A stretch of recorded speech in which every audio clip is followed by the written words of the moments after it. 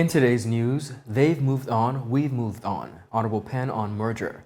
No evidence that barges used beyond 25th November 2022. I feel vindicated. PENN lauds women's football in Greenland. The Royal Virgin Islands Police Force partners with SAFEHAVEN to support injured scooter rider, and Mia's Law headed to the governor's desk in Virginia. In addition to that, of course, the BVI women's softball team ready ahead of their first match against Jamaica. We have the details of this and so much more when 284 News returns.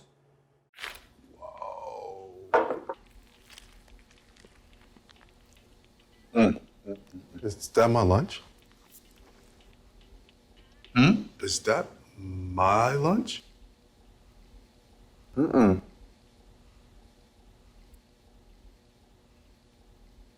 We're like the coworker that doesn't eat your lunch. I'm John. I'm John. CG Insurance. Good like that.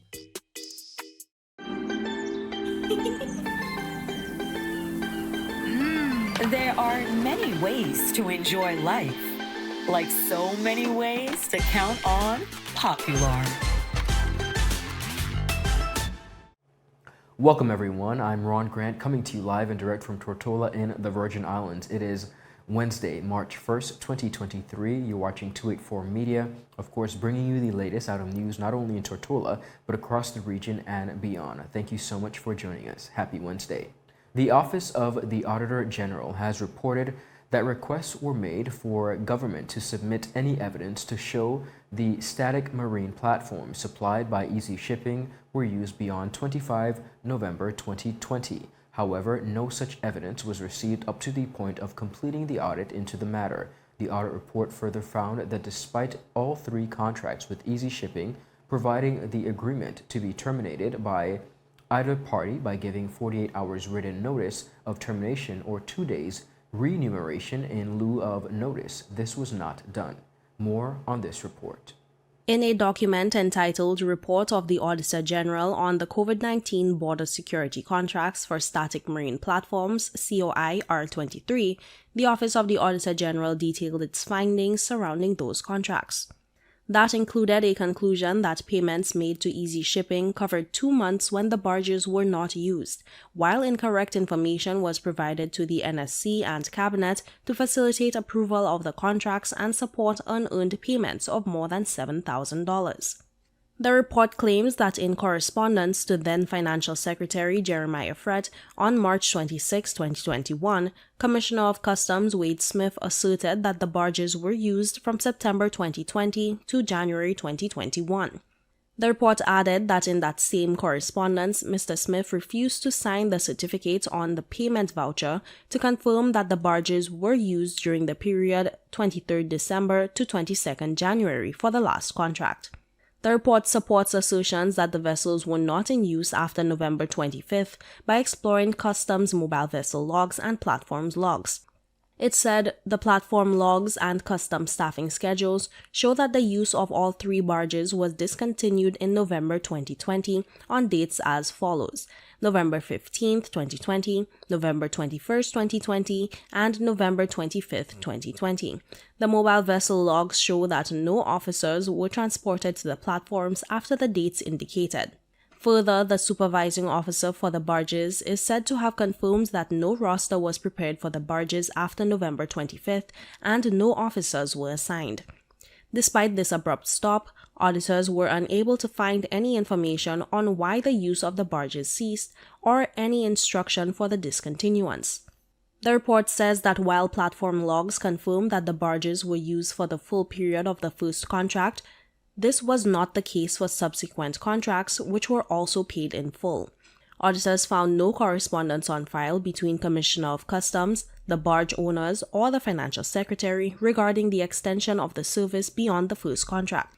Despite that, use continued for about another month beyond the contract period.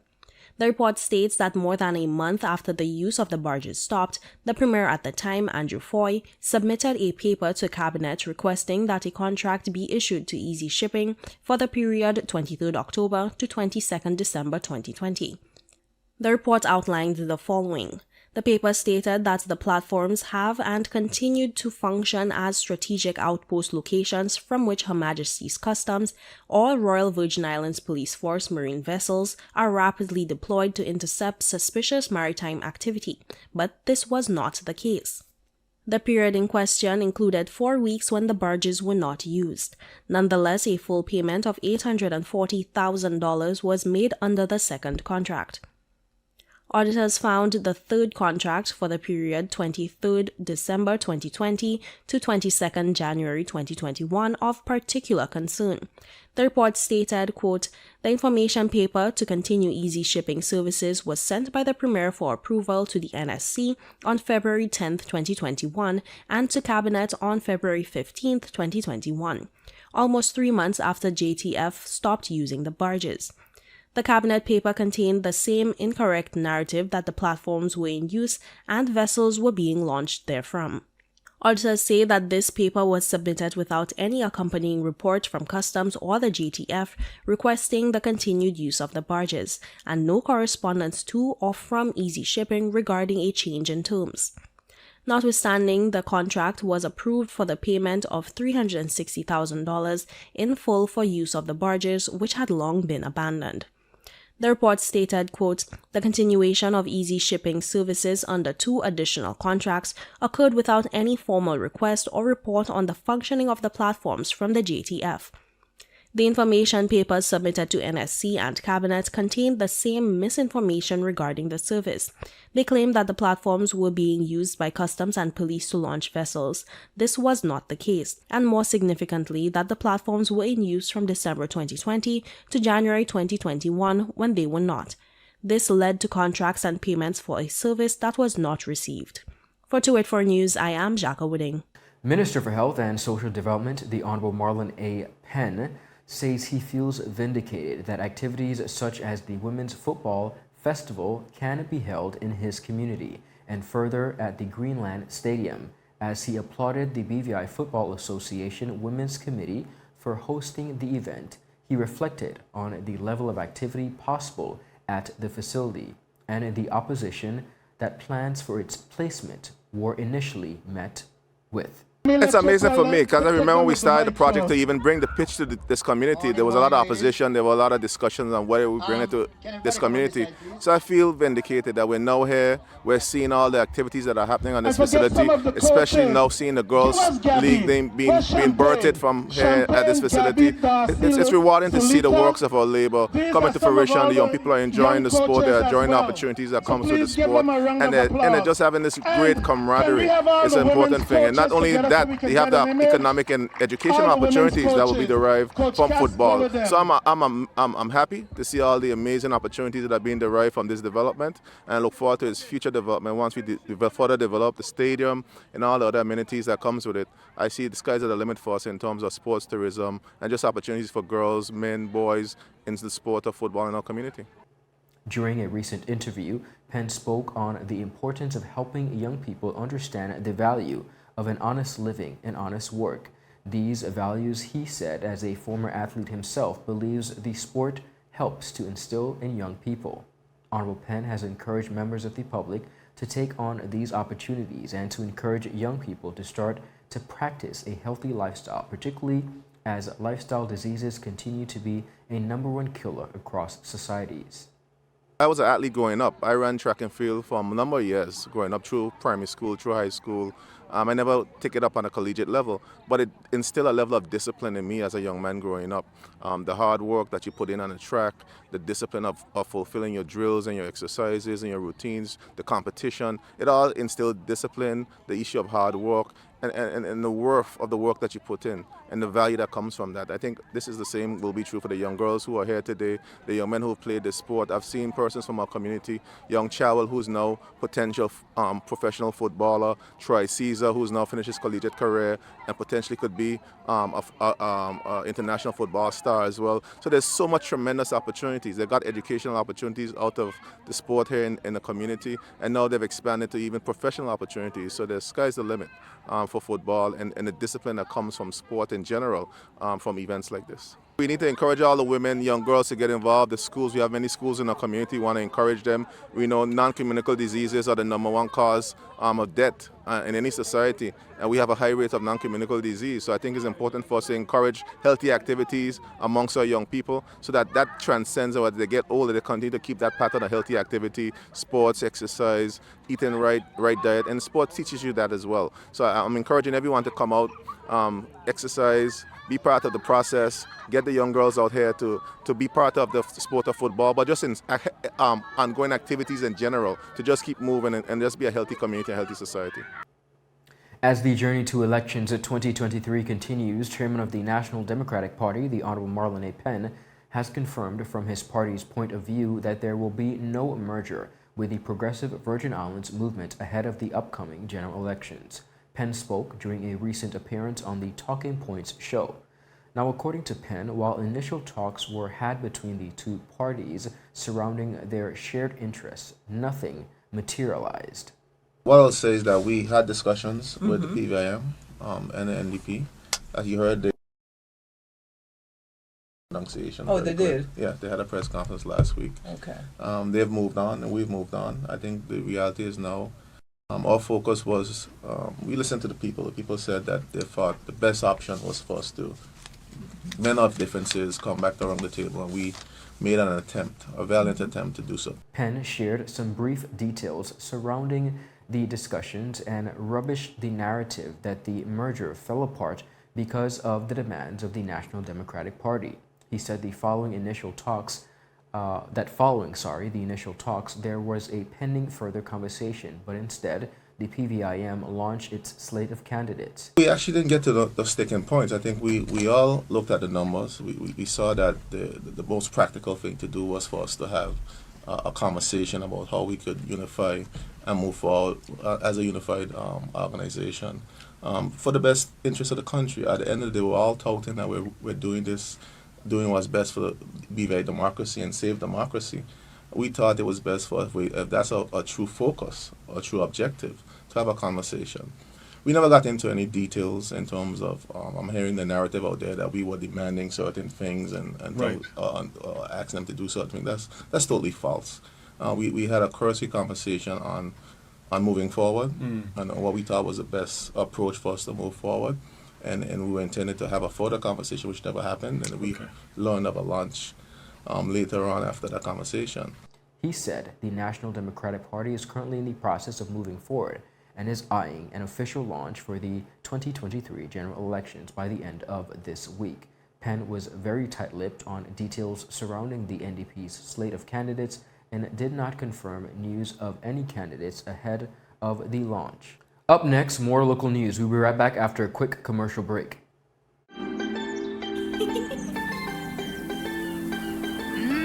There are many ways to enjoy life, like so many ways to count on popular.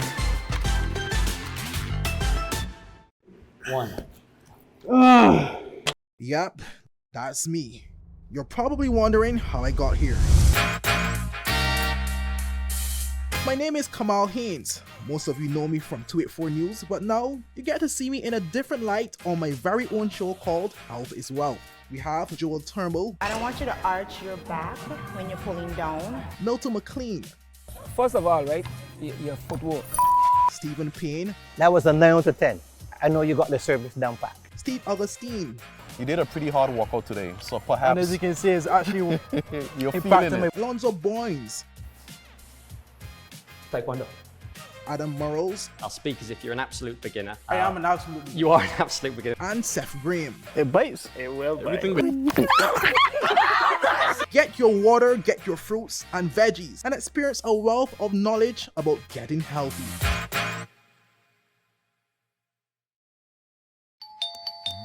Is someone gonna get that? Hello. Hello.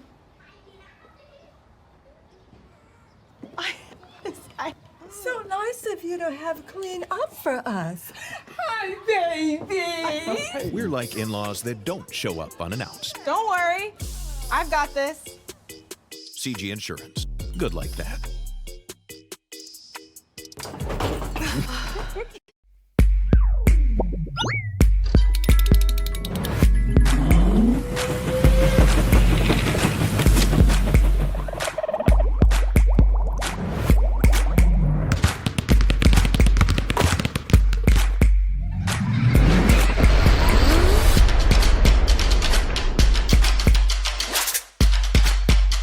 Freeze. Choose your mix, choose your flavor.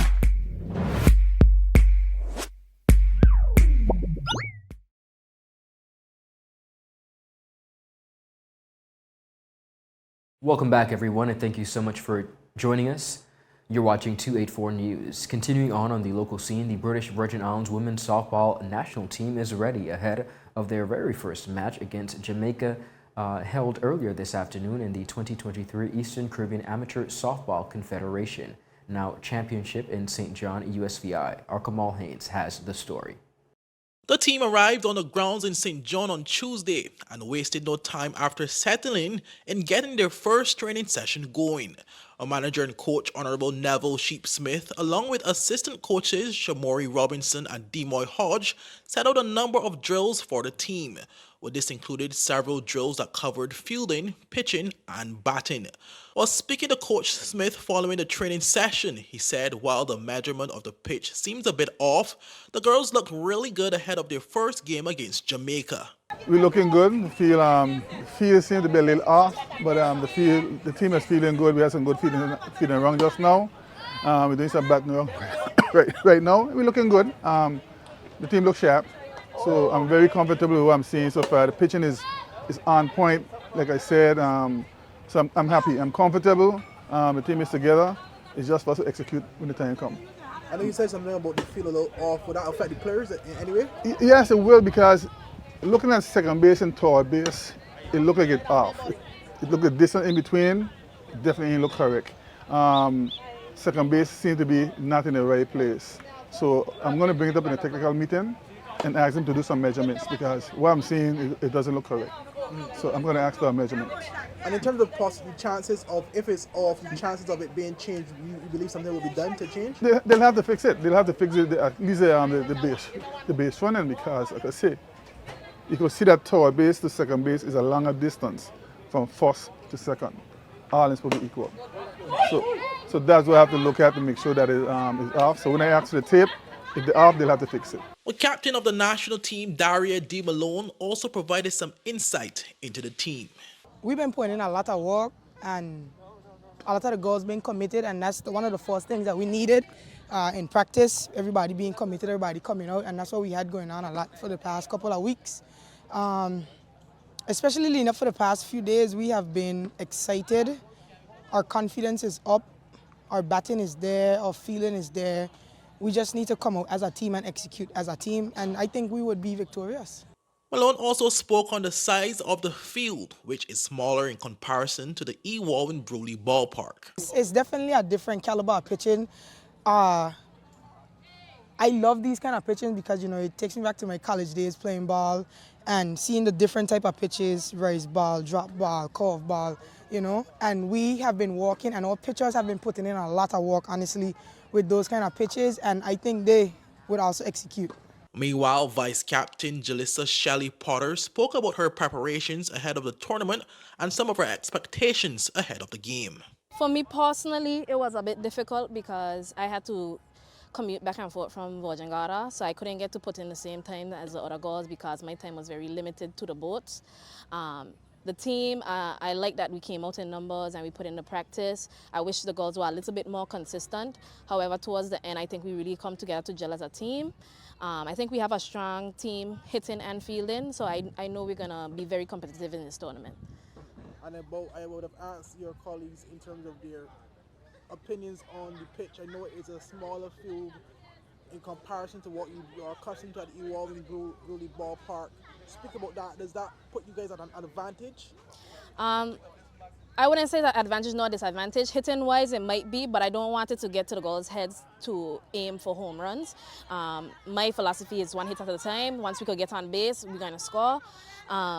In terms of fielding, like my teammate said, it will come down to pitching. Once our pitching is there, we're not worried about it. If our pitching is off, if we're flat, then it'll definitely become a problem. Reporting for 284 News, I am Kamal Haynes.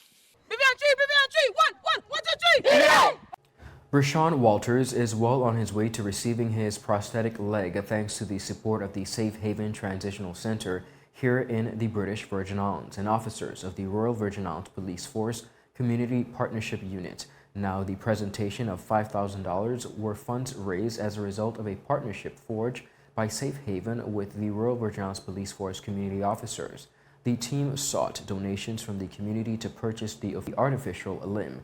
Director of the center, Mrs. Neville Braunschorp, says SAFEHAVEN dedicated the month of February to reach out to scooter riders within the safety and education in order to reduce incidents where riders are either killed or injured. Now, the theme for the month is With Love, Ride Safety, and Wear a Helmet. Now, 8 helmets were distributed to scooter riders at the Elmore South High School as part of the activities. Community officers, Acting Inspector Jacqueline Tom and Constable Mitchell John were both on hand for the presentation, noting while enforcement of the traffic laws is important for road users' safety, the Royal Virgin Islands Police Force is empathic to those who are injured. Present was also Deputy Commissioner Ms. Jacqueline Vanderpool, Assistant Commissioner Pam Trevelyan, and Acting Chief Inspector Dean Robin, along with Mrs. Braunschorp and other officers of the SAFEHAVEN Transitional Center. Brashawn and his mother, Felicia September, both shared their gratitude for the gift. Brashawn lost his right leg in the scooter collision in 2021. Viewers, up next, we have more local news. We'll be right back after a quick commercial break. Hun, it's asking for your password. Huh? You were logged out. I need the password. BR. What's the rest? BRANDI, the number 4, EVER? Who's Brandy? We're like the password that isn't your ex-girlfriend's name. CG Insurance. Good like that. I should have changed it. You should have. You're right. The wait is over. CCT Fire is here. Experience ultra-fast downloads, seamless streaming, and even more reliable connectivity on an all-new fire-blazing super-fast CCT Fiber network. CCT Fire. Bring it home and upgrade today. Livestream cable TV is here with CCT Live. Access over 80 channels that you can watch either at home or when you're on the go. And don't worry about missing your favorite series, sports, news, and local programming. Rewind and watch in your own time. Come to CCT today and ask about our 1-month free trial offer. CCT Live. Bring it home. Welcome back, everyone, and thank you so much for sticking with us. You're watching 284 News. Closing out our newscast, a British family made history on Monday, February 27th by issuing an apology and paying repatriations on the island of Grenada. In the presence of public officials, delegates, students, and other members of the community, members of the Trevelyan family made a public apology to the people of Grenada on behalf of their ancestors. To the people of Grenada, we, the undersigned, write to apologise for the actions of our ancestors in holding your ancestors in slavery on estates which included Tempe, Simon, Requin, La Sagesse, Beausejour, Soubise, Crochou, Grand Bras, St Cloud and Chantilly, part owned by Louisa Simond and Sir John Trevelyan, 4th Baronet of Nettlecombe and Wallington, and later their children in the 18th and 19th centuries. Slavery was and is a crime against humanity. Its damaging effects continue to the present day. We repudiate our ancestors' involvement in it. We apologise to the surviving descendants of the enslaved on those estates for the continuing impact on their daily lives, their health, and their well-being. A full video of that apology is available on our website at 284media.com. Now, the family had owned over 1,000 enslaved Africans who worked across 6 sugar plantations within Grenada.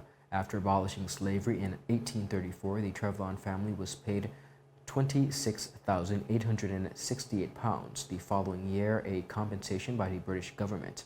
Now, alongside their apology, the family has donated a $100,000 fund to the country of Grenada, that is pounds. This fund will contribute to the establishment of a repatriation research fund at the University of the West Indies, which will research the economic impacts of slavery with a focus on development in the Eastern Caribbean. Their written apology was populated with signatures from members of the family, and after being read at the ceremony, handed over to Prime Minister of Grenada, Dickon Mitchell.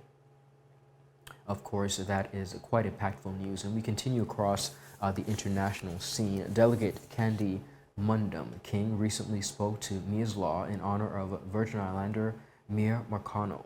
King has been lobbying for Mia's Law, and the bill is now one step closer to being passed as it is heading to the desk of the governor in Virginia. Take a look. The delegate from Prince William, Delegate Mundum King.